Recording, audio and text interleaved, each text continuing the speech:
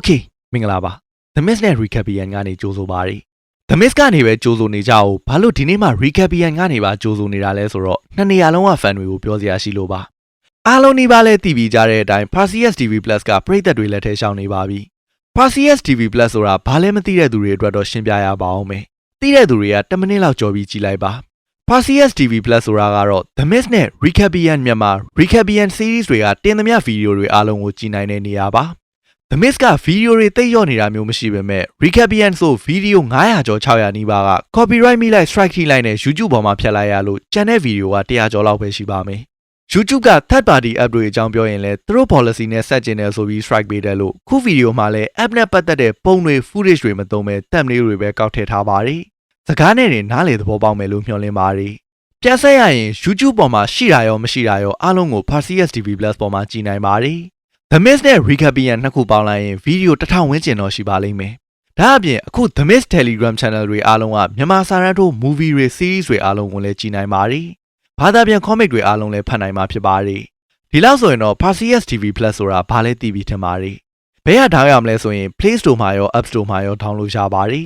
နောက်ထပ်ပြောချင်တာက user complaints တွေကိုကျွန်တော်တို့ဘလို့အရေးတယူဆောင်ရွက်ပေးထားလဲဆိုတာပါလက်ရှိ version မှာဗီဒီယိုတွေကြည့်ရတာတော်တော်လိုင်းကောင်းမှ smooth ဖြစ်တယ်နည်းနည်းလိုက်ကြတာနဲ့အဝိုင်းလဲတယ်လို့ user တွေပြောကြပါတယ်ဖြစ်ရတဲ့အကြောင်းရင်းကတော့ Serena လွန်ပြီး Full HD တွေတင်ပေးလိုက်လို့ပါ9မိနစ်စာဗီဒီယိုက file size 900 MB လောက်ဖြစ်နေတော့ line နဲ့ကြတာနဲ့ထစ်တာပါခုဆိုရင်အဲ့ကိစ္စအပြေလဲသွားပါပြီဗီဒီယိုအသစ်တွေကို optimize လုပ်ပြီးမှတင်တော့တာမို့ file size လည်းနည်းသွားသလို quality လည်းကျမသွားပါဘူး user တော်တော်များများစီကလည်းဗီဒီယိုအသစ်တွေကြည့်ရတာအဝိုင်းမလဲတော့ဘူးဆိုတဲ့ feedback တွေပြန်ရပါတယ်ဒါကြောင့်ဗီဒီယိုအဟောင်းတွေကိုလည်းတနေ့နည်းနည်းစီ optimize လိုက်လုပ်ပေးနေပြီမို့အချိန်တစ်ခုအတွင်းမှာဗီဒီယိုအားလုံး file size သေးသွားပြီးကြည့်ရတာအဆင်ပြေသွားပါလိမ့်မယ်ဒါပေမဲ့လည်း Wi-Fi မရှိတဲ့ဒေသတွေမှာ Wi-Fi ရတော့လေးထောင်းပြီးအိမ်မှာကြည့်ကျင်တဲ့သူတွေဗီဒီယိုဒေါင်းထားပြီးထမင်းစားမှအေးဆေးအနားယူမှကြည့်ကျင်တဲ့သူတွေရှိပါတယ်အဲ့ဒီအတွက်လည်းလာမယ့် update မှာ download function ထည့်ပေးထားပါတယ်ဒေါင်းထားတဲ့ဗီဒီယိုတွေကို offline ဖြစ်နေရင်တော့ကြည့်လို့ရပါတယ်ဒါတွေကိုကျွန်တော်က beta version မှာလက်တွေသုံးပြတဲ့ record လေးထည့်ပြချင်တာပါဒါပေမဲ့ YouTube ကိုကြောက်လို့မထည့်ပြတော့ပါဘူး app ထဲမှာတင်တဲ့ version မှာတော့ထည့်ပြထားပါတယ်ဒီဗီဒီယိုကို free လုပ်ပေးထားမှာမို့ app ထောင်ပြီးသားဆိုခုသွားကြည့်လိုက်လို့ရပါတယ်နောက်ပြီးဗီဒီယိုကြည့်ရင်အိပ်ပျော်သွားတဲ့သူတွေရှိတာသိပါတယ်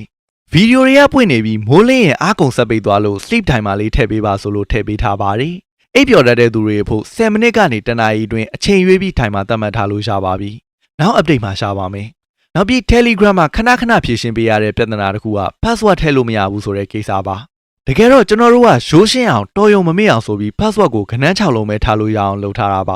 ဒါပေမဲ့တချို့က letter တွေ special character တွေပါတဲ့ Gmail password ကိုထည့်ရမှကျင့်တဲ့သူနေတာထိုင်တာရှိတဲ့သူတွေရှိကြပါတယ်အဲ့ဒီအတွက်လည်းလာမယ့် update မှာ Gmail နဲ့ login တောင်းဝင်လို့ရအောင်ရောရှိပြီးသားအကောင့်ကို Gmail နဲ့ချိန်လို့ရအောင်ရောလုပ်ပေးထားပါတယ်နောက်ထပ်ပရိသတ်တွေလိုချင်တဲ့တစ်ခုက YouTube လိုမျိုးဗီဒီယိုကို resolution ရွေးလို့ရချင်တာပါဒီတစ်ခုကတော့အားနာစွာနဲ့ပဲလက်ရှိအခြေအနေမှာမထည့်ပေးနိုင်သေးပါဘူးဘာလို့လဲဆိုတော့ server ကြီးကအရန်စေးကြီးလို့ပါ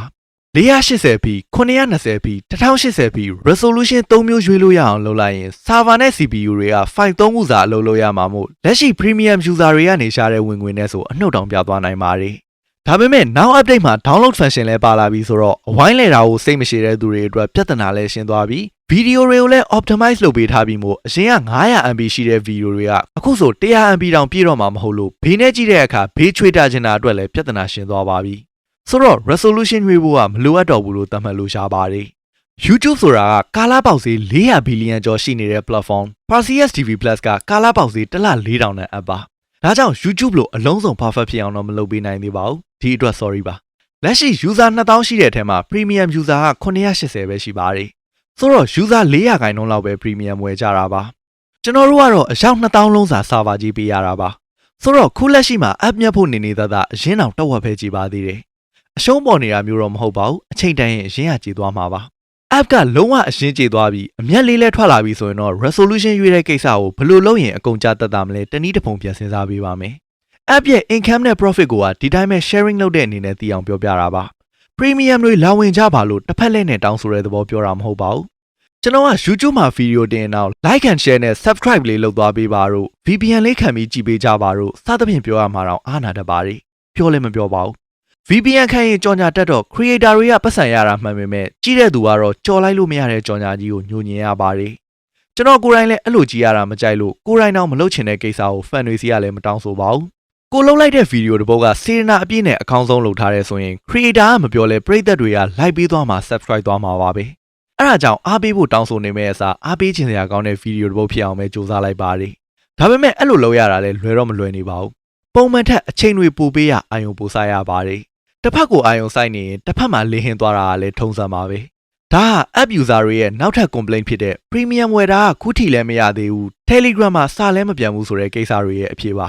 ကျွန်တော်တို့မှာလူရင်အများကြီးမရှိပါဘူး content ရေးနေတဲ့အချိန် video edit နေတဲ့အချိန်တွေဆိုအဲ့ထဲမှာပဲစိတ်နှစ်ပြီးလောက်တာမို့တခြားဘက်ကိုအာယုံမထားနိုင်ပါဘူးအာဟာရသိပ်ဒီလည်းမအောင်တာလို့ထမင်းစားချိန်ရေတောက်ချိန်ဆိုတာလည်းရှိပါတယ်ဒါအပြင်ရေချိုးချိန်ဟိုနားဒီနားသွားချိန်မျက်လုံးကိုအနာပေးတဲ့အချိန်အိတ်ချိန်ဆိုတာတွေလည်းရှိပါသေးတယ်ဒါကြောင့် Telegram မှာစာဝင်လာတာနဲ့ချက်ချင်းမပြန်နိုင်တာ app မှာ premium request တက်လာတာနဲ့ချက်ချင်းဝင်မစစ်ပေးနိုင်တာပါဒါပေမဲ့နေ့ဘက်ဝင်ရင်တော့နိုင်ပိုင်းတွင်ရှားပါတယ်ညဘက်ဆိုရင်သာနောက်နေကူသွားတာပါ